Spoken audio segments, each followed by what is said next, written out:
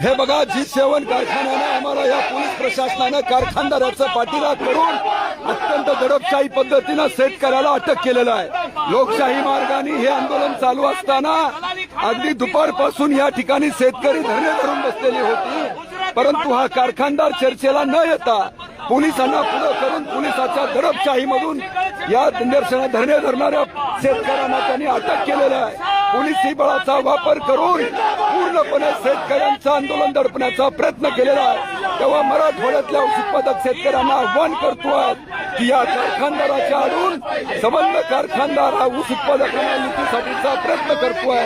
तेव्हा पुन्हा विनंती आहे की आमच्या शेतकऱ्यावर झालेल्या अन्यायाच्या विरोधामध्ये मराठवाड्यातला सर्व शेतकरी उठेल ही अपेक्षा ही चळवळ व्यक्त करते आहे। इन्क्लाब जिंदाबाद, इन्क्लाब जिंदाबाद।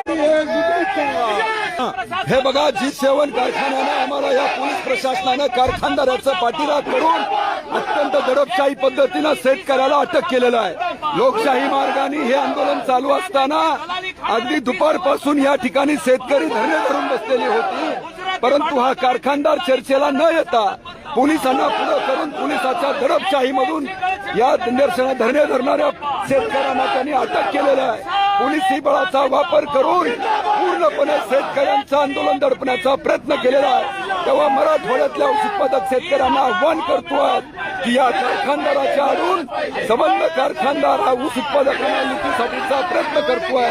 तेव्हा पुन्हा विनंती आहे की आमच्या शेतकऱ्यावर झालेल्या अन्यायाच्या विरोधामध्ये मराठवाड्यातला सर्व शेतकरी उठेल ही अपेक्षा ही चळवळ व्यक्त करते आहे। इन्क्लाब जिंदाबाद,